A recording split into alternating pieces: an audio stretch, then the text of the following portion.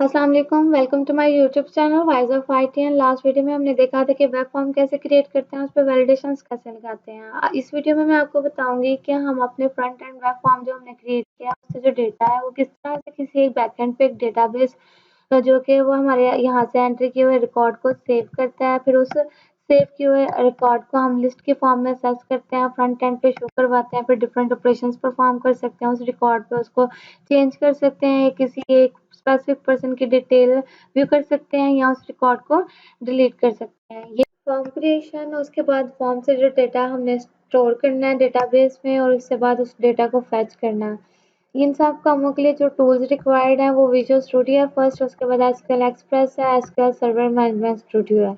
इनके जो लिंक्स है वो डिस्क्रिप्शन में गिवन है, आप ओपन करें, इन्हें डाउनलोड करें, इंस्टॉल करें। इंस्टॉलेशन कंप्लीशन के बाद जो फर्स्ट स्टेप है वो है प्रोजेक्ट क्रिएशन। इंस्टॉलेशन कंप्लीशन के बाद सबसे पहले आपने विजुअल स्टूडियो को ओपन करना है और एक प्रोजेक्ट क्रिएट करना है। ये आपने ऑप्शन सेलेक्ट करना है क्रिएट अ न्यू प्रोजेक्ट। उसके बाद राइट साइड पे रिसेंटली टेम्पलेट्स गिवन होंगे। अगर रिसेंटली टेम्पलेट्स में आपके पास ASP.NET core web app model view control आपने पहले ओपन किया हो तो यहाँ लिस्ट पे आ जाएगा। अगर यहाँ पे नहीं है तो आपने ASP.NET कोर MSC लिखेंगे तो आपके पास यहाँ पे ऑप्शन आ जाएगा, ठीक है। ASP.NET core web app model view controller C# multi platform और वेब बेस्ड है, ठीक है। इसको सिलेक्ट करके आपने नेक्स्ट करना है। नेक्स्ट करने के बाद आपने अपने प्रोजेक्ट का नेम रखना है, ठीक है। First web app, first website. उसके बाद यहाँ पे ये जो ऑप्शन है इसे कर लेना है। आपने अपना सॉल्यूशन और project same directory same folder में रखना है। नेक्स्ट करेंगे। नेक्स्ट करने के बाद आपने पहले अपना वर्जन सेलेक्ट करना है। .NET कोर लेटेस्ट वर्जन 6.0 आपने ये ऑप्शन जिनके प्रीवियस वन है 5.0 वो सेलेक्ट करेंगे। अगर लेटेस्ट यहाँ पे शो नहीं हो रहा, ठीक है। जिनका लेटेस्ट शो हो रहा है 6.0 वो सेलेक्ट करें। इसे जो है ना आप भी कर सकते हैं, भी कर सकते हैं। जो हमने लोकल होस्ट हम अभी हम अपने सिस्टम पे रन कर रहे हैं, ठीक है। तो इसे उसके लिए आप इसे अनचेक कर लेते हैं, ठीक है। और अगर आपने इसे होस्ट करना है वेबसाइट को और सर्वर की एक्सेस लेनी है तो देन आप इसको करेंगे। उसके बाद क्रिएट प्रोजेक्ट।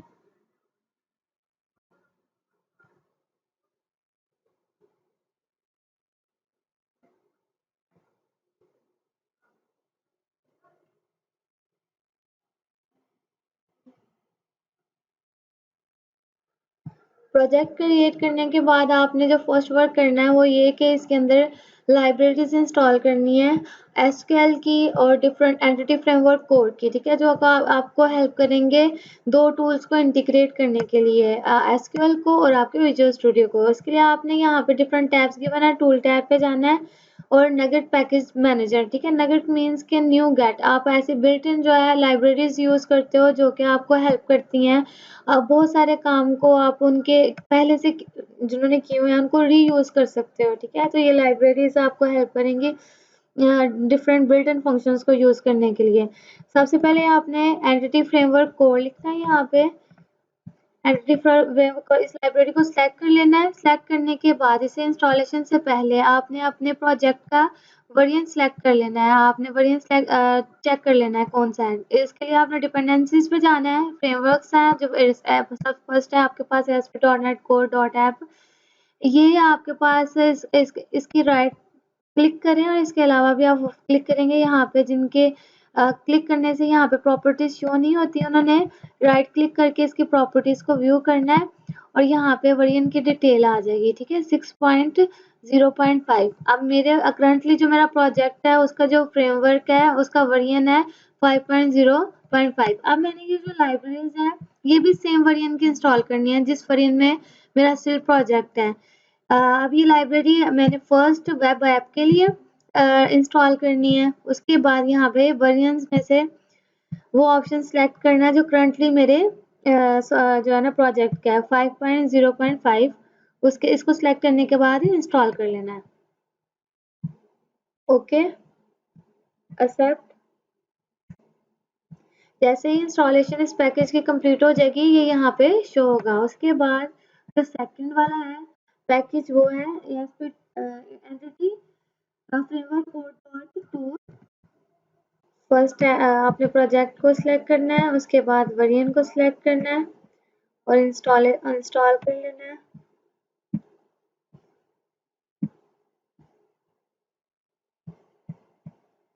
ये सेकंड पैकेज कंप्लीट हो गया। उसके बाद थर्ड एंड लास्ट टूल के बाद आपने एसक्यूएल सर्वर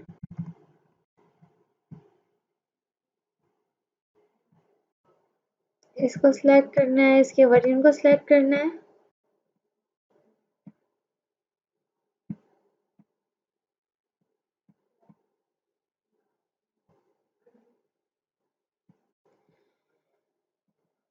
ये हमारे पास तीनों पैकेजेस कम्प्लीटली इंस्टॉल्ड हो गए हैं, ठीक है यहाँ पे, और तीनों का वर्जन भी सेम है और ये वर्जन वो है जो हमारे प्रोजेक्ट का वर्जन है। उसके बाद इसे कैंसिल कर देंगे। अब हमने जो फर्स्ट आफ्टर लाइब्रेरी इंस्टॉलेशंस जो फर्स्ट काम करना है वो हमने अपने मॉडल की क्लास क्रिएट करनी है।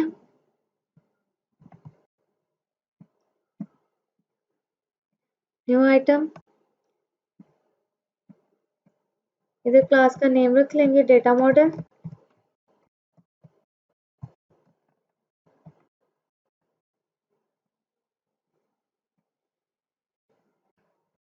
यहाँ पे हम वो सारी फील्ड्स एंटर करेंगे जो हम वेब फॉर्म में शो करवाना चाहते हैं यूजर से, क्या फॉर्म में हमने कौन कौन सा डेटा लेना है, ठीक है। इसके लिए आप PROP प्रॉपर्टीज ऐड करें, आप डबल टैप प्रेस करें, यहाँ पे फर्स्ट इंट और प्रॉपर्टी आप रख लें स्टूडेंट ID।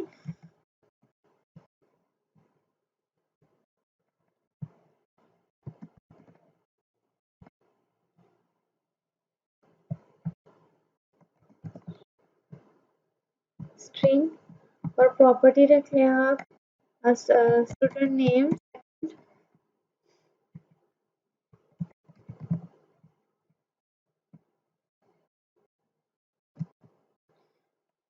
PROP लिखने के बाद डबल टैप प्रेस करना है आपने और इसी तरह से फील्ड्स ऐड करते जाना है।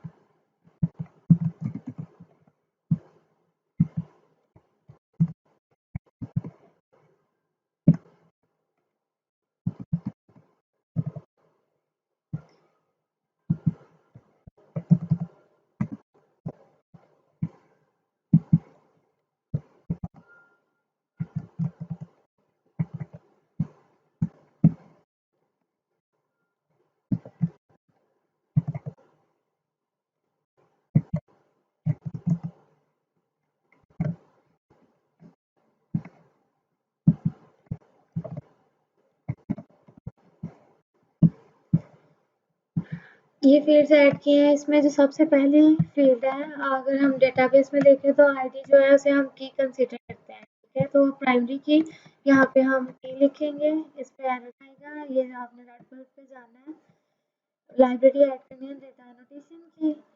अब देखिए फर्स्ट जो कि इसे हमने प्राइमरी की रख ली है, उसके बाद हमने इसकी डेटा टाइप बतानी है, वो वाली डेटा टाइप जो कि जो हमारा एसक्यूएल सर्वर है वहाँ पे एक एट्रीब्यूट के लिए यूज होती है, नेम एट्रीब्यूट के लिए जो भी डेटा टाइप यूज होती है, ईमेल के लिए जो भी यूज होती है, एड्रेस के लिए भी जो यूज होती है डेटाबेस में, वो यहाँ पे हमने डिफाइन करनी है। उसको डिफाइन करने के लिए आप स्क्वेयर ब्रेसेस में कॉलम लिखेंगे।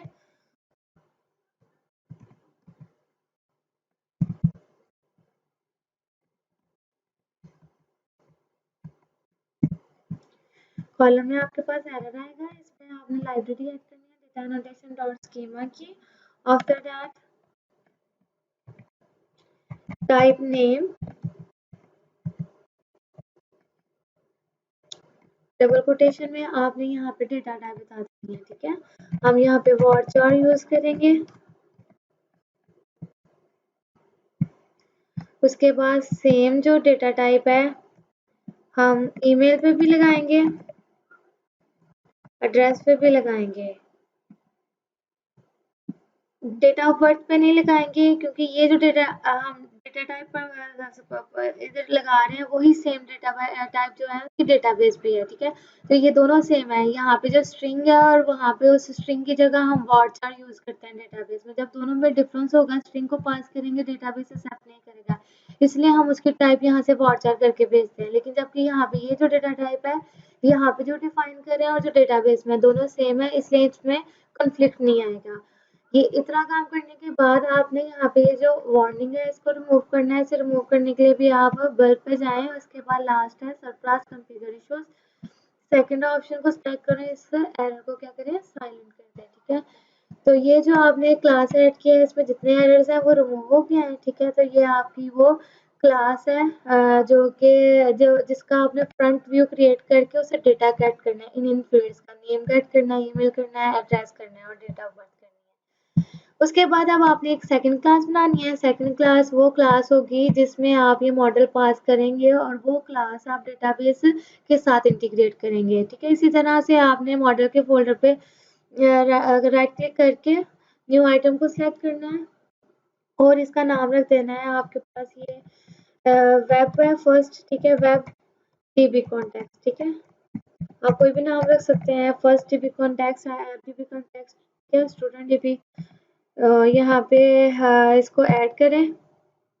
अब आपके पास ये जो क्लास ऐड हुई है इसमें आप इस क्लास को इंटीग्रेट करना चाह रहे हैं, इस यहाँ पे जितना भी आप डेटा यूज करेंगे उसे पास करना चाह रहे हैं एसक्यूएल को, डेटाबेस को। तो उसके लिए आपने इसके लाइब्रेरी के फीचर्स यूज करने हैं, जो हमने लाइब्रेरी पैकेजेस जो है 3 इंस्टॉल किए थे, ठीक है। यहाँ पे इनमें कुछ क्लासेस हैं, उनमें मेथड डिफाइन है, ठीक है, उनको इधर इनहेरिट करना है, ठीक है। इनहेरिट करने के लिए आप कॉलन यूज करते हो, उसके बाद डीबी कॉन्टेक्स्ट, ठीक है, क्लास का नेम ऐड करना है। अब इस क्लास के नेम पे एरर आ रहा है, क्यों? क्योंकि ये कहाँ पे क्लास डिफाइन है वो हमने बताना है। ये आपके पास जो पैकेज है एंटिटी फ्रेमवर्क कोड जो कि आपने यहाँ पे इंस्टॉल किया हुआ है, ये वहाँ पे क्लास डिफाइन है, उसको यहाँ पे इनहेरिट करेंगे। इनहेरिट करने के बाद आपने क्या करना है कि इसी क्लास का कंस्ट्रक्टर बिल्ड करना है। कंस्ट्रक्टर बिल्ड करने के लिए आप C dot double tap use करेंगे। कंस्ट्रक्टर रीयूजेबल होते हैं, ठीक है, इन्हें कहीं भी हम यूज कर सकते हैं। और यहाँ पे पहले हमने इस क्लास का कंस्ट्रक्टर बिल्ड किया। अब यहाँ पे कुछ मेथड्स जो है ना वो एज अ पैरामीटर पास करेंगे, जिसमें फर्स्ट है आपके पास डीबी कॉन्टेक्स्ट ऑप्शंस, ठीक है, डीबी कॉन्टेक्स्ट ऑप्शंस। उसके बाद आपने ग्रेटर एंड लेस, और इसके अंदर ये जो ऑप्शंस आप यूज कर रहे हो वो आप इस क्लास के लिए कर रहे हो, ठीक है। वो क्लास बतानी है और इसे नेम असाइन कर देना ऑप्शंस का, ठीक है, ऑप्शन एज अ ऑब्जेक्ट। उसके बाद इस कॉलन लगा के आपने सेम वैल्यू जो है ना बेस कंस्ट्रक्टर जो है ना बेस कंस्ट्रक्टर को जो है ना पास करनी है।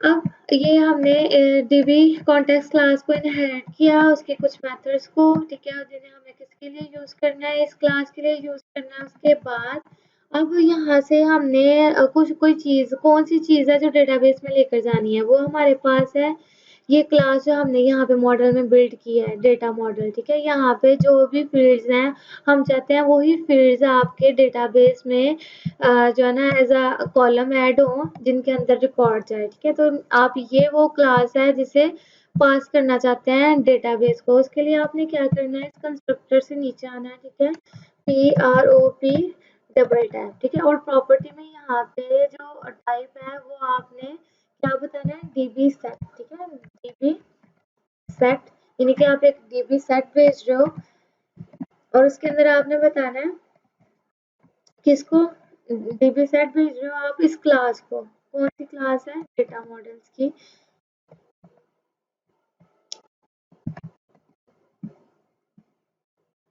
इस पे जो एरर आएगा उसे आपने सॉल्व कर लेना है, क्योंकि ये डॉट मॉडल्स फोल्डर ऑलरेडी यहाँ पे ऐड है, इसलिए ये एरर साथ ही सॉल्व हो जाएगा, ठीक है। उसके बाद माय प्रॉपर्टीज में आपने वो नेम बताना है जो डेटाबेस में आप टेबल क्रिएट करना चाहते हो, ठीक है। तो उसे डेटा मॉडल एसक्यूएल, ठीक है।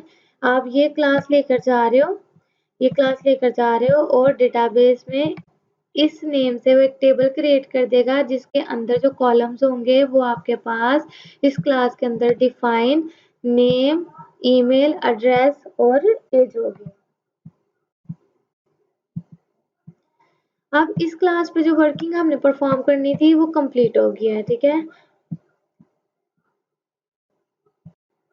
आपने एक जो है ना एंटिटी फ्रेमवर्क कोर उसकी क्लास को इनहेरिट किया, उसका कंस्ट्रक्टर बिल्ड किया, उसमें कुछ पैरामीटर्स पास किए और उसके बाद आपने एक प्रॉपर्टी ऐड कर दी कि डेटा डीबी सेट के मतलब डेटाबेस में जो सेट लेके जाना है वो बताया और उसका वहां पे नेम क्या क्रिएट करना है, डेटा मॉडल एस के नेम से। After creating these two classes, model class and dB context class, आपने program.cs पे जाना है। program.cs जो फाइल है वो एंट्री पॉइंट है, यानी कि ये वो फाइल है जिसमें आपने एंट्री करनी होती है तमाम एक्सटर्नल एपीआईज की जो आपने यूज़ करनी होती है अपने प्रोजेक्ट में। जैसे एक्सटर्नल टूल जैसे डेटाबेस को आप यूज़ करना चाह रहे हो, उसे भी यहाँ पे आप जो है ना एज अ सर्विस इस्तेमाल करना चाह रहे हो तो आप ऐड करेंगे इसे। यहाँ पे हम बेसिकली डिपेंडेंसी इंजेक्शन करेंगे, जिसमें डिपेंडेंसी इंजेक्शन का मतलब है दो ऑब्जेक्ट्स को इंटीग्रेट करना है। एक ऑब्जेक्ट तो आपके पास डीबी कॉन्टेक्स्ट है जिसे आपने डेटाबेस में भेजना है और दूसरा ऑब्जेक्ट आपके पास खुद डेटाबेस है, ठीक है, जिससे कनेक्शन करके वो कनेक्शन यहाँ पे पास करेंगे एज ऑब्जेक्ट। और ये कैसे करेंगे, आपने यहाँ पे ये जो सर्विसेज हैं इन्हीं के नीचे एक सर्विस ऐड करनी है, ठीक है।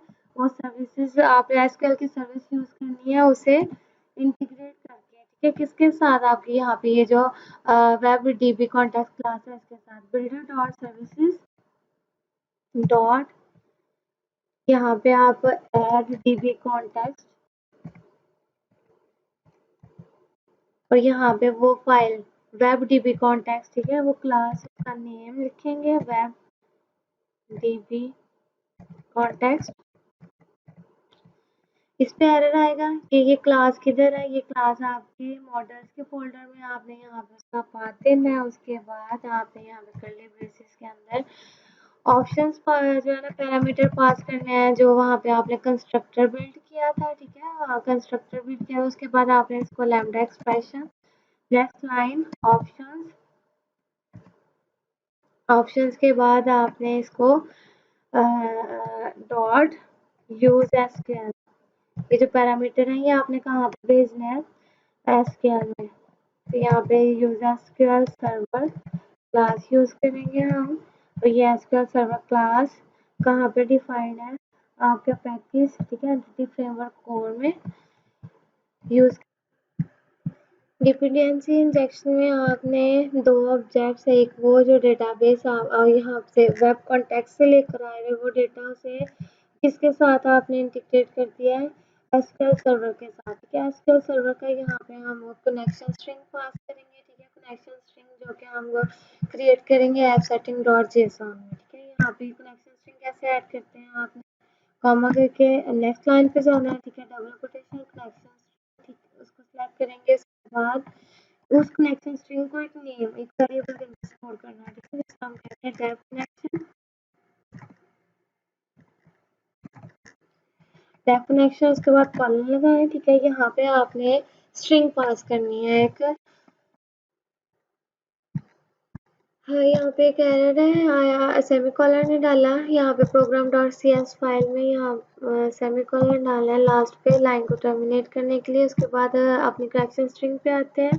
कनेक्शन स्ट्रिंग मैंने एमएस वर्ड पे पहले से लिख के रखी हुई है, ठीक है। इसमें जिसमें सर्वर का नेम बताना है, आप लोकल एसक्यूएल सर्वर यूज कर रहे हैं एक्सप्रेस, आपने उसका नेम और उसके बाद डेटाबेस नेम, डेटाबेस आपने वेब फर्स्ट फॉर्म, ठीक है।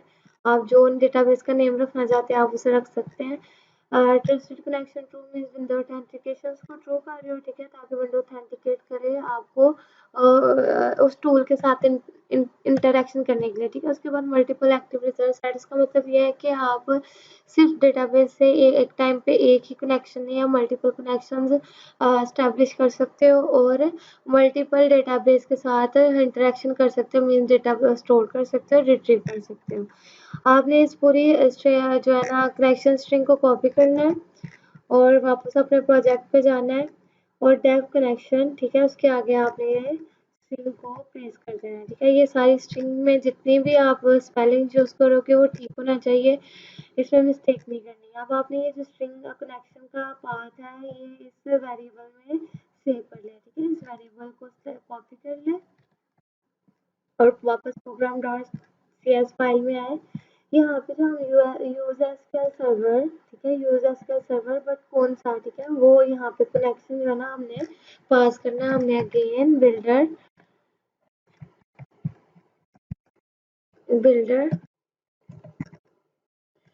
Builder dot configuration dot gate string, ठीक है, गेट कनेक्शन स्ट्रिंग, और यहाँ पे आपने ब्रैकेट के अंदर वो कनेक्शन पास करना है डबल कोटेशन के अंदर, ठीक है। ये टाइप कनेक्शन हमने पास कर दिया, ठीक है। बिल्डर डॉट कॉन्फ़िगरेशन कर रहे हैं और कॉन्फ़िगरेशन के लिए हमने गेट कनेक्शन स्ट्रिंग लिया जो कि किस वेरिएबल में सेव है, टैब कनेक्शन, ठीक है। अभी आपका ये इतना फ्लो जो है ना कनेक्टिविटी का कंप्लीट हो गया है। अब हम माइग्रेशन करेंगे कंसोल के थ्रू, यानी कि यहाँ से जो आपकी क्लास है, ठीक है, उस क्लास को आप डीबी कॉन्टेक्स्ट में क्रिएट किया, ठीक है। डीबी कॉन्टेक्स्ट को आपने यहाँ पे प्रोग्राम डॉट सी एस में डिपेंडेंसी इंजेक्शन के थ्रू एसक्यूएल के साथ इंटीग्रेट किया और उसका पाथ आपने ऐप सेटिंग डॉट जेसन में प्रोवाइड किया। उसके बाद आपने क्या करना है, आपने माइग्रेशन करनी है, ठीक है। यहाँ से अपना जो है ना क्लास, उसके अंदर जितनी भी फील्ड्स ऐड किए हैं उन्हें एसक्यूएल सर्वर में भेजना है। उससे पहले आपने अपने प्रोजेक्ट को बिल्ड करना है, ठीक है। यहाँ पे राइट क्लिक करें, सबसे ऊपर सॉल्यूशन आइटम्स पे राइट क्लिक करेंगे। फोल्डर पे नहीं राइट क्लिक करना आपने, ऊपर यहाँ पे जो फाइल है सॉल्यूशन की, इस पे राइट क्लिक करें।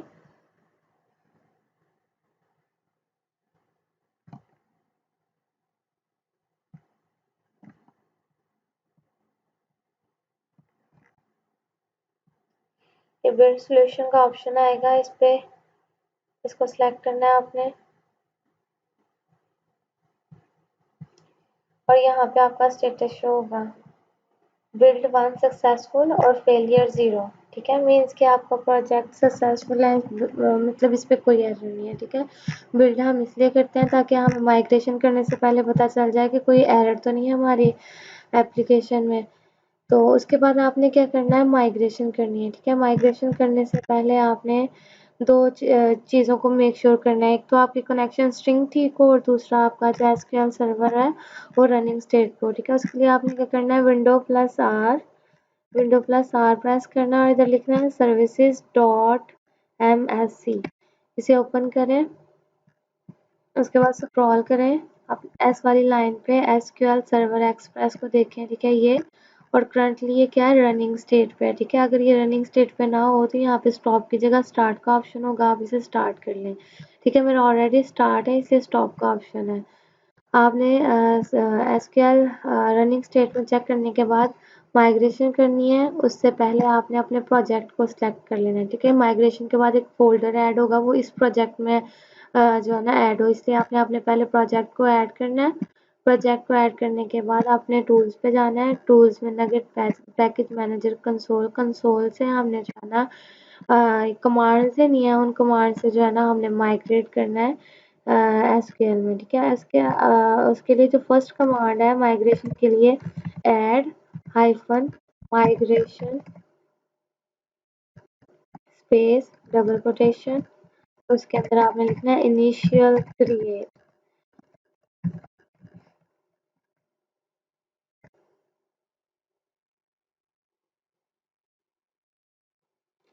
और ये आपकी सक्सेसफुली माइग्रेशन हो गई है। जैसे ही माइग्रेशन सक्सेसफुल हो जाएगी आपके कंट्रोलर में एक फोल्डर ऐड हो जाएगा माइग्रेशन के नेम के साथ, ठीक है। इसमें दो फाइल्स है जिसमें उन्होंने एक स्ट्रक्चर डिफाइन किया हुआ है, वैसा स्ट्रक्चर जो कि हमारे डेटाबेस में यूज होता है, ठीक है। आपकी जो आईडी है, जो स्टूडेंट आईडी है, वो आपकी इंट होती है, आप उसकी आइडेंटिटी 1 रखते हो, यानी कि ऑटो इंक्रीमेंट लगा देते हो, ठीक है। जैसे न्यू आईडी ऑफ, क्योंकि यूनिक की होती है तो सेम नहीं होंगे, ठीक है। इसी तरह डेटा टाइप, डेट टाइम वार चार, ठीक है।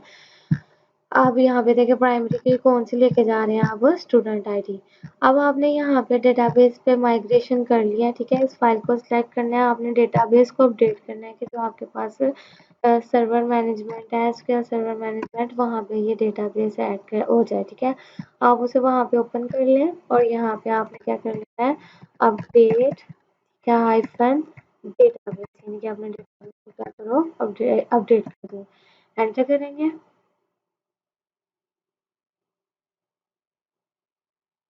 ये भी आपका सक्सेसफुली रन हो गया, ये वाली कमांड भी। अब आपने क्या करना है, एसक्यूएल सर्वर पे जाना है, ठीक है। एसक्यूएल सर्वर अभी स्टिल रनिंग स्टेट पे है।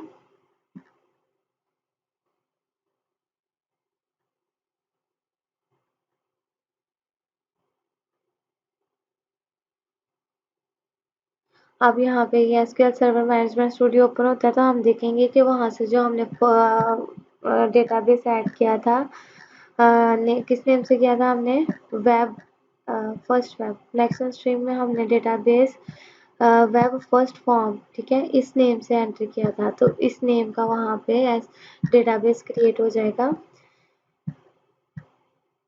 उससे पहले आपने यहाँ पे कनेक्शन करना है, ठीक है। कनेक्शन स्ट्रिंग पास करनी है आपने। आपने वहाँ पे जो नेम दिया था यहाँ पे भी सेम नेम, ठीक है। आपने क्या नेम दिया था, ब्रैकेट के अंदर लोकल, उसके बाद आपने स्लैश डालनी है और एसक्यूएल एक्सप्रेस, ठीक है, एसक्यूएल एक्सप्रेस, इसे लिख के आपने कनेक्ट करना है।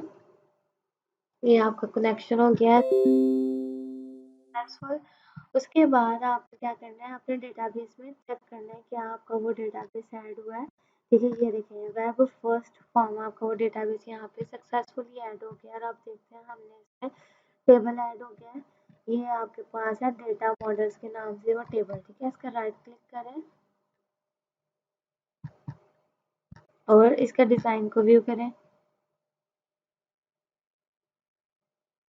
देखिए यहाँ पे वो सारे डेटा टाइप्स जो आप वहाँ से लेकर आए थे इधर डिफाइन है, ठीक है। साइज आप 20 लेकर आए हैं, मीन्स 20, उसमें वैल्यूज जा सकते हैं। आईडी जो है आपके पास, उसकी डेटा टाइप इंट है और उसकी आपने आइडेंटिटी स्पेसिफिकेशन यस की हुई है, ऑटो इंक्रीमेंट होता जाएगा क्योंकि वो क्या है, एक प्राइमरी की है, ठीक है।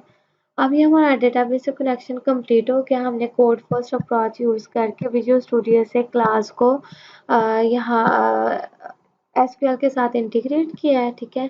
अब जो आज की इस वीडियो में हमने डेटाबेस कनेक्टिविटी की है, जो इसकी नेक्स्ट वीडियो है उसमें हम इस पर CRUD ऑपरेशंस परफॉर्म करेंगे, क्रिएट व्यू ऐड करेंगे जिसके थ्रू फॉर्म में डेटा आएगा, ठीक है। उसके बाद उस पर उसके रिकॉर्ड को शो करवाएंगे जिसमें एडिट डिलीट और डिटेल जैसे फंक्शनैलिटी परफॉर्म करेंगे, सारे CRUD ऑपरेशंस परफॉर्म करेंगे।